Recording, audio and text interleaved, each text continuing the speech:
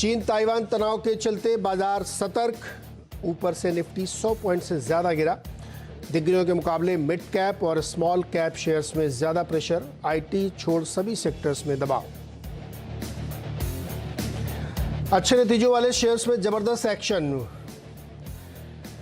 Navneet education, brigade enterprises, Snyder electric 10% तक ऊपर।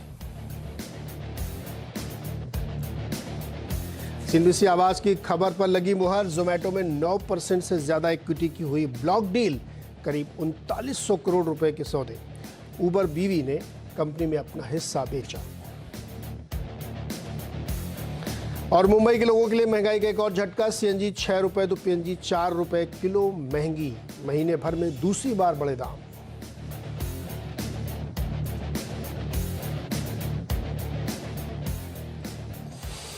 तो बाजार की इस वक्त ताज़ा हाल ये है कि निफ्टी 86 पॉइंट नीचे है, 17,260 पे है। और ये चार्ट आपके सामने, एक बार गिरा फिर थोड़ा सा रिकवर हुआ, फिर नीचे की तरफ रुझान है। और बैंक निफ्टी में 250 पॉइंट की कमजोरी है, 37,758 पे इस वक्त ट्रेड कर रहा है। एडवांस डिक्लाइन की मैं बात कर रहा तो 1:2, मोर देन 2 रादर का एडवांस डिक्लाइन बनता हुआ देखने को मिल रहा है। और स्टॉक्स में ऊपर की तरफ से प्रेशर आता हुआ दिख रहा है। फिर भी कुछ शेयर्स नतीजों के बाद, जैसे सिप्ला में अच्छी 2% तक की तेज़ी बनी हुई है। आईटी में आप देखिए अच्छा है, टेक महिंद्रा, एचसीएल टेक, इन्फोसिस, टीसीएस, विप्रो, वो सारे स्टॉक्स में तेज़ी है। एक ये सेक्टर है जो बढ़िया प्रदर्शन कर रहा है, लेकिन बाकी सेक्टर्स में कमज़ोरी है। नतीजों के बाद कई सारे स्टॉक्स में दबाव देखने को मिल रहा है। आज ऑटो सेक्टर्स में भी टाटा मोटर्स में प्रेशर है, मारुति में प्रेशर है, एमएनएम में प्रेशर है। तो ये कुछ स्टॉक्स हैं जहाँ पे दबाव देखने को मिला है। तो ऐसे में कैसे अप्रोच करना है इस मार्केट को, ये बताने के लिए हमारे साथ हैं इनक्रेड इक्विटीज़ के वाइस प्रेसिडेंट गौरव बिस्सा। गौरव, बहुत बहुत स्वागत है आपका सीएनबीसी आवाज़ पर। बताइए क्या नज़रिया बन रहा है आज मार्केट में, ट्रेड ले रहे हैं या वेट करेंगे? Good morning. देखिए यहाँ पे हम लोग कल से ही कॉशन में थे मार्केट्स में, और टुवर्ड्स एंड हमने कहा था अपने क्लाइंट्स को भी कि यहाँ पे पोजीशंस खाली करना बेहतर होगा। एक बार के लिए मुझे लग रहा है कि निफ्टी जो है एक बार 17,000 को अटेम्प्ट कर सकती है। तो यहाँ पे व्यू थोड़ा बेरिश ही रहेगा। मैं ये नहीं कहूँगा कि हम लोग फिर 15,500 15,200 आएंगे, बट यहाँ पे एग्जॉशन काफी एविडेंट है। अगर आप निफ्टी डेली चार्ट्स देखेंगे तो राइजिंग 3 गैप्स पैटर्न बना था, अगेन एग्जॉशन पैटर्न की है। आवली चार्ट्स पे या 2 आवली चार्ट्स पे हमको डाइवर्जेंसेस देखने मिल रहे हैं। तो यहाँ पे एक कॉमा जरूर लगेगा जो अपसाइड हमको देखने मिली है। It might not be a full stop, but एक थोड़ा एक डिक्लाइन हमको यहाँ पे आने वाले समय में देखने मिल सकती है निफ्टी और बैंक निफ्टी में। जी, तो ये स्थिति है, थोड़ा सा सतर्क रहने की ज़रूरत है और लोग प्रॉफिट ले रहे हैं। सिचुएशन चूँकि बहुत ही फ्लूइड है इस वक्त, तो उसके हिसाब से मूवमेंट बनना चाहिए। लेकिन कोई स्टॉक भी ढूंढा क्या आपने गौरव, जिस पे आपको लगता है कि इस वक्त लॉन्ग या शॉर्ट कोई भी जो आपको अच्छा लगता है और ट्रेड लिया जा सकता है? देखिए ये जो एक नजर में आ रहा है वो है नवीन फ्लोरिन। अगर आप यहाँ पे देखेंगे तो काफी अच्छी अपसाइड हमको देखने मिली थी, लेकिन डेली चार्ट्स पे एक फॉल्स ब्रेकआउट हमको देखने मिला। और 4,400 का जो लेवल था वहां से अगर आप देखेंगे तो एक स्मार्ट डाउनसाइड हमको देखने मिली है, और प्रॉफिट बुकिंग काफी एविडेंट हो रही है। फेल्ड पैटर्न्स मेरे अनुमान से हमेशा सबसे स्ट्रॉन्गेस्ट पैटर्न होते हैं। यहाँ पे शॉर्ट की सलाह होगी मेरी, जहाँ पे 4350 का एक स्टॉप लॉस लगा के आप इसको बेच सकते हैं, और नीचे में स्टॉक जो है वो 4,100 के लेवल को दिखा सकते हैं। ओके, नवीन फ्लोरिन में आप ट्रेड बना सकते हैं। अच्छा, इस वक्त एक खबर नीचे आ रही है, वो बता देना आपको। जुलाई में जो सर्विस पीएमआई है वो 59.2 से घटकर 55.5 हो गया मंथ ऑन मंथ। तो ये जून के मुकाबले इस महीने 4 पॉइंट के आसपास हमको लगता है कि नीचे आया है सर्विस पीएमआई। ये भी एक बाजार के लिए नेगेटिव खबर है, तो इस पर भी ध्यान रखना चाहिए। लेकिन चलिए अब दर्शकों की तरफ बढ़ते हैं। अपने शंकर लाल जी हमारे साथ जुड़ रहे हैं अहमदाबाद से। शंकर लाल जी बताइए क्या सवाल है आपका? ये आर्थिक वीडियोस मेरे पास शेयर पड़े 110 नंतर उसको होल्ड रखना के निकाल लेने का। आरती ड्रग्स, हाँ गौरव क्या करना चाहिए आरती ड्रग्स में? 527 की खरीदें इनकी। देखिए अगर आप ओवरऑल स्ट्रक्चर इसका देखेंगे तो यहाँ पे रेंज बाउंड ही रहा है, जहाँ पे जो हर्डल्स हैं वो 450 के थे और सपोर्ट्स आपको देखने मिले 380 के। तो यहाँ पे मैं कहूँगा कि जो स्टॉप लॉसेस आप लगा सकते हैं वो है 400 का, जहाँ से हमको फिलहाल अभी देखने मिला था एक अपसाइड। उसके नीचे का जाएगा तो एक बार एग्जिट कीजिए। कोई उछाल अगर देखने मिलती है तो आप एग्जिट के मौके ढूंढिए। जैसे मैंने कहा, जब तक 450 सस्टेन नहीं होता है स्टॉक एक रेंज में रहेगा, रेंज बाउंड स्टॉक को होल्ड करके फ्रस्ट्रेशन बढ़ता रहेगा। तो मेरे सबसे उछाला मौके ढूंढिए, स्टॉप लॉस निकले जो रहेगा 400 का होगा। तो ये राय बनती है आरती ड्रग्स में। एक और सवाल फटाफट लेते हैं, हमारे साथ जुड़ रहे हैं हितार्थ सूरत से। हितार्थ बताइए क्या सवाल है आपका। यस, मेरा सवाल है कि जोमेटो शेयर मेरे 60 रुपए के एवरेज पे 5000 शेयर है, 110, 56 और 52 पे लिए है, तो अब क्या किया जाए? आपने पहले 110 पे खरीदे थे? यस, 110 से खरीदे, फिर 56 पे 2500 और 52 पे 2000। अच्छा, मतलब 110 से लेकर के 55-52 तक खरीदते खरीदते अब जाके एवरेज आया है 60 का और शेयर इकट्ठा हो गए 5000। गौरव, जोमेटो में आज एक डील भी हुई है, उबर ने अपने शेयर बेचे हैं और स्टॉक इस समय 54 रुपये पर ट्रेड कर रहा है, 2% नीचे। बहुत सारे लोगों की क्वेरी, बहुत सारे इन्वेस्टर्स में है जोमेटो में। कल इसमें रिजल्ट के बाद 20% की रैली और आज 2% नीचे। क्या करना चाहिए इसमें? देखिए फिलहाल बने रहना चाहिए। 50 का जो उसका प्रीवियस स्विंग लो था उसके नीचे ब्रेकडाउन देखिए अभी फिलहाल उसके ऊपर सस्टेन कर रहे हैं। तो यहाँ पे जब तक सस्टेन करेगा 50, यहाँ पे थोड़ी एक और उछाल देखने मिल सकती है। स्ट्रक्चर अभी भी कहेंगे आउट ऑफ द वुड्स वैसा नहीं हुआ है, लेकिन जो प्रीवियस स्विंग लो था इनके लिए मैं वही सुझाऊंगा 40 रुपये का, जहाँ पे मैं देखिएगा उसके बाद में वॉल्यूम पार्टिसिपेशन बढ़ रहा है, डील्स भी आपको ब्लॉक डील्स भी यहाँ पे देखने मिल रही है, तो वो आप स्टॉप लॉस यूज कीजिए, उसके नीचे का जाएगा तो आप एग्जिट कर लीजिएगा। और स्ट्रक्चर थोड़ा खराब है तो आपको बहुत ईजिली पैसा ऊपर आएगा ऐसा मुझे फिलहाल लग तो नहीं रहा है। ओके, तो इसमें फिलहाल रुकिए, अभी आप देखिए आपका प्राइस है तो फिर इसमें एक्शन होगा। एक और सवाल क्विकली लेते हैं, हमारे साथ है राजेश नागपाल बेंगलुरु से। राजेश जी बताइए क्या सवाल है आपका। नमस्कार, शुभ प्रभात जी। मैंने रियल एस्टेट सेक्टर में गोदरेज प्रॉपर्टीज को चुना था और मैंने 100 शेयर खरीदे हैं 1650 के भाव से मई के महीने में, और मेरा शॉर्ट टर्म का नजरिया था 6 महीने से 8 महीना। तो ये तो फिर काफी नीचे चला गया था, फिर अभी ऊपर आया है, पर आज 2 दिन से फिर नीचे आ रहा है। तो मेरा यही प्रश्न है कि इसमें निवेश में रहूं या इसमें और ऐड करके एवरेज करूं, या आपकी जो सलाह होगी, या सेल करके निकल जाऊं यहाँ से। जी, गोदरेज प्रॉपर्टीज़ के रिजल्ट आए कल और क्वार्टर रिजल्ट आप देखेंगे तो काफ़ी कमज़ोर है। एडजस्टेड एबिटा में भी काफ़ी तेज़ गिरावट देखने को मिली है और उनके जो एमडी हैं अरोड़ा साहब मोहित ने भी डिज़ाइन किया है, नए आए हैं, काफ़ी कुछ चेंजेस हुए हैं और स्टॉक में उसका प्रेशर साफ देखने को मिल रहा है। गौरव, गोदरेज प्रॉपर्टीज़ ले रखा राजेश जी ने 1650, 6-8 महीने का नज़रिया है इनका, मई में लिए थे, लेकिन स्टॉक परफॉर्म नहीं कर रहा है। क्या करना चाहिए? क्या एग्जिट ले लें या होल्ड करें? ये देखिए निचले स्तरों से एक अच्छी रिकवरी हमको देखने मिली है स्टॉक में, और फिर जैसे चर्चा कंसिडर लिया उसके बाद से series of lower low lower high down trend में चल रहा था। अब अंदेशा है कि यहाँ पे शायद थोड़ा हॉल्ट आ जाए, और रियलिटी स्पेस अभी फिलहाल थोड़ा स्टेबल लग रहा है अगर आप देखेंगे तो यहाँ पे 1345 1350 के स्टॉप लॉस आप बने रहिए। अगर ये टूटता है तो आप एग्जिट कर लीजिए, क्योंकि फिर एक नया स्विंग लो बन सकता है। तो एक्सट्रीम स्टॉप लॉस 1345 है। ओके, तो गोदरेज प्रॉपर्टीज़ पे ये राय बनी राजेश जी आपके लिए। अच्छा, इसी सेक्टर की एक जुड़ी कंपनी है, इसी सेक्टर की लीडर साउथ की, ब्रिगेड एंटरप्राइजेस, इसके भी रिजल्ट आए और रिजल्ट काफ़ी बढ़िया दिखे। कंपनी के सीएफओ अतुल गोयल जी हमारे साथ जुड़ गए हुए हैं। अतुल जी नमस्कार, स्वागत है आपका। नतीजे तो बड़े दमदार आपने पेश किए, क्वार्टर भी और साल दर साल भी, नतीजे दोनों फ्रंट पे ठीक दिख रहे हैं, बढ़िया प्रदर्शन है आपका। हालांकि अगर आप क्वार्टर देखेंगे तो थोड़ा सा रेवेन्यू में वो है, तो एक्सप्लेन करिए मुझे पहले तो ये रिजल्ट की। ये बहुत सारी कंपनीज के लिए मुश्किल भरा क्वार्टर था। अभी हम लोग थोड़ी देर पहले चर्चा ही कर रहे थे गोदरेज प्रॉपर्टीज के नंबर, तो ये क्या आपके लिए क्या ट्रिगर्स थे जो इतना बढ़िया नंबर आए? नमस्कार नीरज जी, थैंक यू। देखिए, अगर हमारी कंपनी देखेंगे वो 3 एरिया में है, वो है रेजिडेंशियल, लीजिंग और हॉस्पिटैलिटी। तो मैं रेजिडेंशियल का ये कहूंगा कि थोड़ा सा डाउन जरूर हुआ है Q4 से, बट जनरली Q1 थोड़ा सा सोमवार रहता है। अगर आप ईयर ऑन ईयर देखें तो रियल स्टेट जो है हमारी चाल अच्छी रही है। जो सबसे बड़ा डिफरेंस आया है वो हॉस्पिटैलिटी में आया है, जहाँ की हम बहुत ज्यादा हम लॉसेस कर रहे थे, और अब आप देखें 62-63% से रेवेन्यू बढ़ा है और हमने पॉजिटिव ब्रेक इवन किया है इवन आफ्टर डेप्रिसिएशन। तो वो बहुत ज्यादा एनकरेजिंग है। 72% जो ऑक्यूपेंसी बढ़ गई है, आपके एआरआर वापस प्री कोविड लेवल पे आ गए हैं। रिटेल बहुत अच्छा कर रहा है, रिटेल में हमने करीबन 63% का अच्छा रेवेन्यू ग्रोथ हमने इस क्वार्टर में भी लिया है। और लीजिंग में आप देखें हमने 4.4 मिलियन का भी लीजिंग करी है, तो ट्रैक्शन अच्छा है ओवरऑल। मेरे को लगता है ITITS के बायर्स अभी भी हैं, दो होम लोन रेट्स बढ़ रहे हैं, बट मेरे को लगता है अभी भी अफोर्डेबिलिटी है और उसके वजह से सेल्स अभी भी साउथ इंडिया में एटलीस्ट अच्छी है।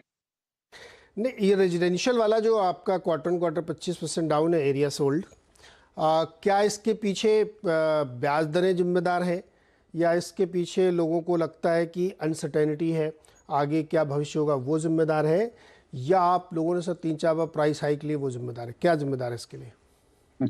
नहीं, तीनों चीज नहीं, तीनों चीज जिम्मेदार हो सकती है डेफिनेटली। बट मैंने आपको कहा Q1 जनरली Q4 से बहुत जो है कम होता है, स्टार्टिंग ऑफ द ईयर होता है और सेल थोड़ी कम होती है। दूसरी बात, हमने लॉन्चेस भी इतने ज्यादा नहीं किए, हमने 0.5 मिलियन ही लॉन्च किया है। हमने इस बार 9.5 मिलियन का लॉन्च जो है वो हमने प्लान किया हुआ है। तो डेफिनेटली इंक्रीज इन रेट, और अभी आपने देखा HDFC ने फिर 25 बिप्स जो है वो होम लोन रेट्स पे बढ़ा दिए हैं, तो डेफिनेटली इसका इम्पैक्ट थोड़ा थोड़ा आएगा। बट मेरे को नहीं लगता इसके वजह से सेल्स इतनी डाउन है। अगर आप देखें अगले क्वार्टर में सेल्स जो है वो वापस जो है वो सही जगह पे आ जानी चाहिए, ऐसा हमारा अनुमान है। गोयल साहब, देखिए प्राइसिंग एक बड़ा मैटर तो है ही है, इसमें कोई शक नहीं है, और उसका असर पड़ा है। आपने सही कहा कि अभी सबकी एल्को मीटिंग हुई 1 तारीख को और सब ने जो है थोड़ा थोड़ा बढ़ा दिया, और अभी 5 तारीख को RBI साहब फिर से कुछ करने वाले हैं। तो फिर अगले एक सितंबर के आसपास ये बढ़ता हुआ दिखेगा। एवरेज होम लोन इस समय 8% किया है, उससे प्लस में है सर। 8% काफ़ी ज़्यादा है, और मुझे लगता है कि जिस रफ्तार से चल रहे हैं दिसंबर तक ये 9% पार कर देगा। आपको लगता है कि ये सस्टेनेबल होगा आप लोगों के लिए 9% का होम लोन मिनिमम, और उसके साथ इकोनॉमिक अनसर्टेनिटी? देखिए, आप बिल्कुल सही कह रहे हैं। अभी जो HDFC ने किया वो 7.8% किया, आप 8% बिल्कुल सही कह रहे हैं। डिपेंड करता है कि कितना रेपो रेट RBI और बढ़ाता है, बट डेफिनेटली ये जो है सेल्स में डिफिकल्टी क्रिएट करेगा। अगर 9% तक पहुंचता है तो डेफिनेटली इसमें कुछ ना कुछ इम्पैक्ट सेल्स पे जरूर आएगा। बट मैं ये कहना चाहूंगा कि अफोर्डेबिलिटी जो है वो मार्केट में है आज की तारीख में। ITITS जो कि साउथ का डोमिनेंट बायर है, वो बहुत अच्छा कर रहा है।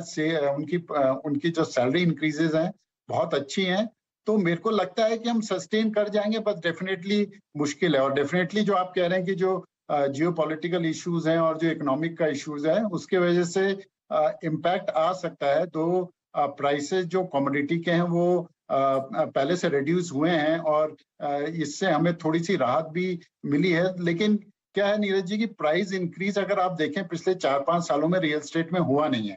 वो ऐसे कैसे जो है वो सेम प्राइसेस जो है मोर और लेस ईयर ऑन ईयर चलते रहे।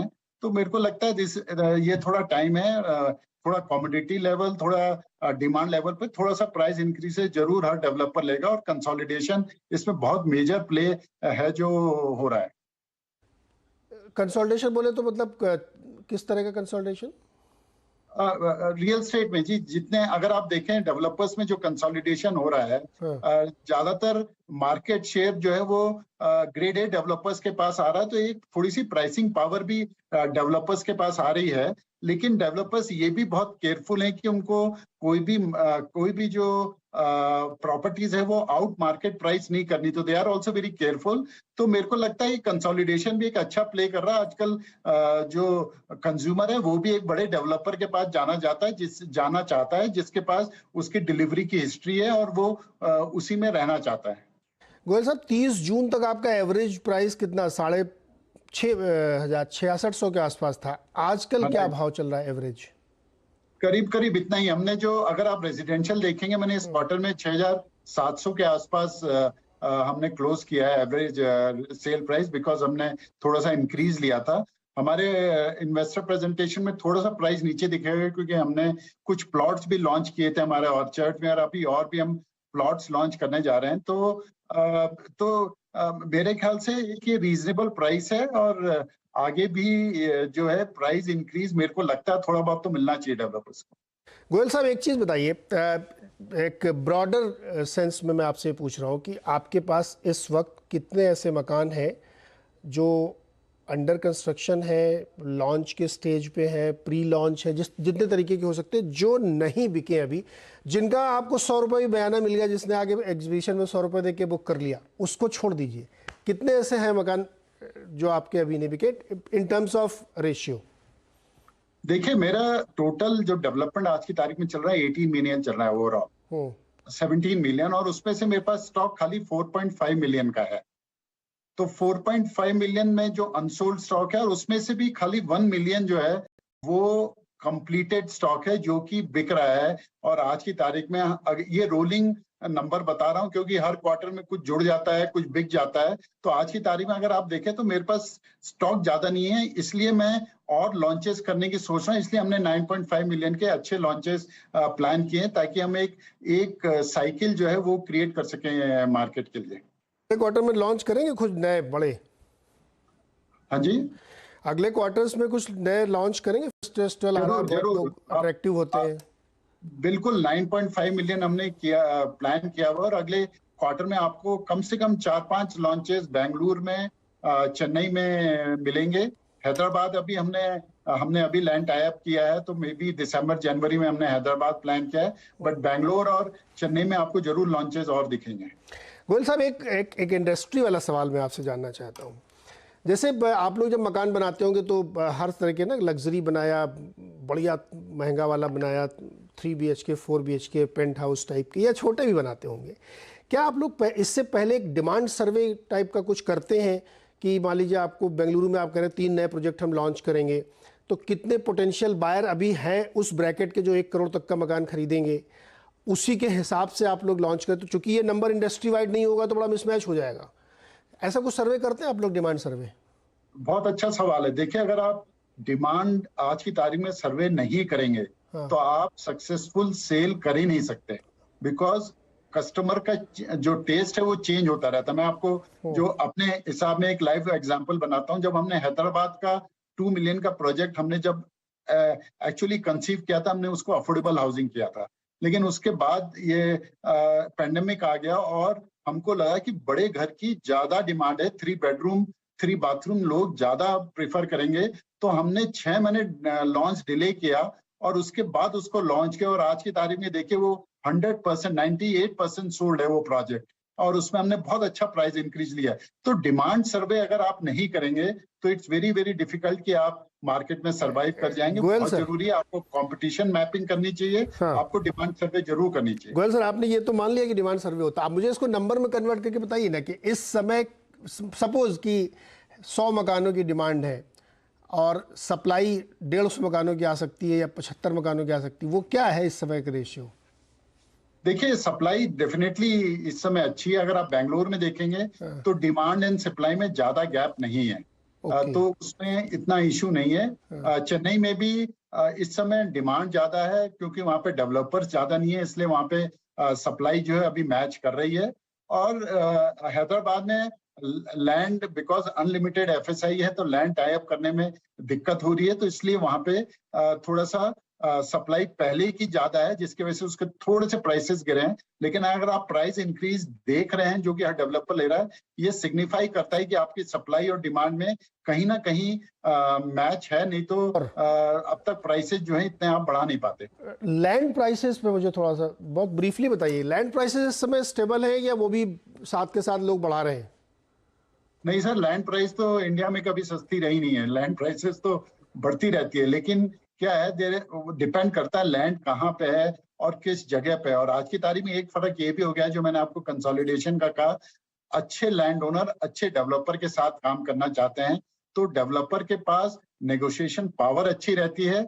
लेकिन अगर डेवलपर प्रॉफिट नहीं कमाएगा तो वो लैंड लेके क्या करेगा? तो एक जो है इक्विलिब्रियम क्रिएट करना पड़ता है। बट अगर प्राइसेस मार्केट में भी बढ़ रहे हैं तो डेफिनेटली लैंड के प्राइसेस भी बढ़ रहे हैं, घट नहीं रहे हैं।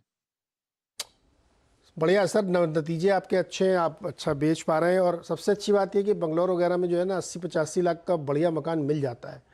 मुंबई में तो आप सोच भी नहीं सकते सर। हमारा तो हम डील ही मिड इनकम हाउसिंग में करते हैं, और अगर आप देखें एनारॉक की latest report 65 to 68% sale mid income housing में ही होती है। और सर ये सब बेंगलुरु और चेन्नई और इस सब में बातें अच्छी लगती हैं, अब इधर मुंबई में तो सर सोचिए आप 65 लाख रुपए कुछ नहीं होता, मतलब कुछ भी नहीं मिलता है। बिल्कुल सही कह रहे हैं आप।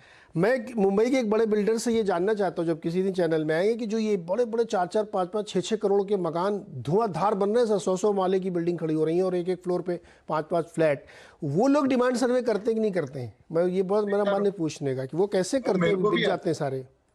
वो मेरे को भी अचरज होता है, अगर आप इनकम टैक्स का फाइलिंग देखें तो मेरे को इतने ज्यादा लोग दिखते नहीं जो कि इतना कमा रहे हैं कि वो इतना खर्च कर सकें, बट डेफिनेटली बिकते हैं, तो कुछ ना कुछ रीजन तो है। नहीं देखिए, गोयल साहब भी मेरे से सहमत कर रहे हैं कि इतने हाई प्रोफाइल मकानों का डिमांड सर्वे कैसे होता है, वही कैसे बिकते हैं। गोयल सर बहुत बहुत शुक्रिया जुड़ने के लिए, और अगले क्वार्टर में फेस्टिविटी रहेगी तो देखेंगे आप और कैसा प्रदर्शन करते हैं। हम लोग अगले क्वार्टर फिर से एक बार बातचीत करेंगे। बहुत बहुत शुक्रिया sir. Thank you Neeraj ji, thank you. अच्छा, एक सवाल दो लेते हैं फटाफट जल्दी से। SBI पे बातचीत करने जाते हैं इंद्रमल राठौर जी मंदसौर से। इंद्रमल जी बताइए क्या सवाल है आपका? सर मेरे पास SBI के 600 शेयर है 504 से। हाँ। तो अभी होल्ड करूँ या फिर? गौरव होल्ड करें क्या इसको? रिजल्ट आने शनिवार को 543 पे चल रहा, फायदा इनको अभी। देखिए रिजल्ट के पहले है, मुनाफे में है और थोड़ा बैंक निफ्टी थोड़ा सॉफ्ट लग रहा है, मेरे सबसे बुक कर लेना चाहिए। अनलेस इनका नजरिया लॉन्ग टर्म का है कि 2-3 साल रखना चाहता हूँ तो अलग बात है, बट अगर शॉर्ट टर्म का नजरिया है एक बार बुक करना बेहतर होगा। और एक सवाल और लेते हैं, KC ठाकुर अहमदाबाद से हमारे साथ जुड़ रहे हैं। ठाकुर साहब बताइए क्या सवाल है आपका? सर मैंने IGL इंद्रप्रस्थ गैस का 140 शेयर लिया था हाँ 480 में, और मैं 3 साल तक इसको होल्ड कर सकता हूँ। ओके गौरव, कम से 3 कम साल 25 तक होल्ड कर सकते हैं इंद्रप्रस्थ गैस, लेकिन इनके बाइंग से 125 रुपये नीचे है। अच्छा, आज ही खबर भी है कि MGL ने दाम बढ़ा दिए 6 रुपये 4 रुपये LNG PNG के दाम। तो ये लोग लगातार बढ़ा ही रहे हैं, लेकिन फिर भी IGL काफ़ी नीचे आ गया, क्या करें ये? देखिए अगर इनका नजरिया 2-3 साल का है या उससे थोड़ा ज्यादा का है तो यहाँ पे बिल्कुल बने रहना चाहिए। इंद्रप्रस्थ गैस जो है उसका जो प्राइस है मंथली चार्ट पे इचिमो क्लाउड के नजदीक ट्रेड कर रहा है, जो फाइनल सपोर्ट्स होते हैं। और अगर आप देखेंगे तो 2012 से उसके 2010 से क्लाउड के नीचे जनरली स्टॉक ट्रेड नहीं करता है, तो वो लिहाज से मुझे लग रहा है कि एक अच्छी अपसाइड आपको यहाँ से फिर से देखने मिल सकती है, आप बने रह सकते हैं। ओके तो IGL में ये राय मिलती हुई। गौरव बहुत बहुत शुक्रिया हमारे साथ जुड़ने के लिए और दर्शकों की मदद करने के लिए। और बाजार इस वक्त जो है 83 पॉइंट नीचे है निफ्टी और 240 पॉइंट नीचे है बैंक निफ्टी, और खिलाड़ियों के खिलाड़ी सुविध पधार चुके हैं। कैसा खिलाड़ियों का प्रदर्शन? बहुत बढ़िया, मतलब अगर आप कल तक का रिटर्न देखेंगे तो शानदार था। थोड़ा गूगली मार्केट के स्टॉक्स ले रहे हैं। अच्छा, तो कैश मार्केट में स्टॉक्स में नंबर्स जो आ रहे हैं वहां पर ट्रिगर के आधार पर एक अच्छा मूव आता है। आप नवनीत को देखिए क्या बढ़िया नंबर आया, 10% किसने लिया था? कर रहा है। नहीं, नवनीत किसी ने नहीं दिया था। लेकिन इसी तरह के कैश के अच्छे स्टॉक्स को वो लोग पिक कर करके रख रहे हैं, तो उससे उनके रिटर्न फिर भी थोड़े बेटर है। आज भी मिड कैप स्मॉल कैप थोड़ा बहुत नीचे है, 1% नीचे है, लेकिन फ्रंट इंडेक्स जो है ना बड़ा क्रूशियल जोन पे है नीरज जी। 17,250 ये सपोर्ट अब तक रहा है और आज वहीं से ही बाजार ने घूमा है। तो जानकार अब कितना इसको क्रूशियल मानते हैं वो भी थोड़ी देर में उनसे हम बातचीत कर ही लेते हैं, लेकिन ऑलमोस्ट अपने सपोर्ट के करीब है। ये टूटा तो शायद थोड़ी बहुत बिक वाली बाजार में और एक्सटेंड कर सकती है। देखते हैं क्या बोलते हैं जानकार हमारे। फिलहाल तो निफ्टी डे लो के आसपास ही ट्रेड कर रहा है। एक ब्रेक का वक्त हो गया, ब्रेक के बाद लौटते हैं। तीनों खिलाड़ी हमारे साथ मौजूद हैं, उनसे हम बातचीत करेंगे। और खिलाड़ी नंबर 1 मिड वीक में पहुंच चुका है, क्या रणनीति होगी, छोटे से ब्रेक के उस पार।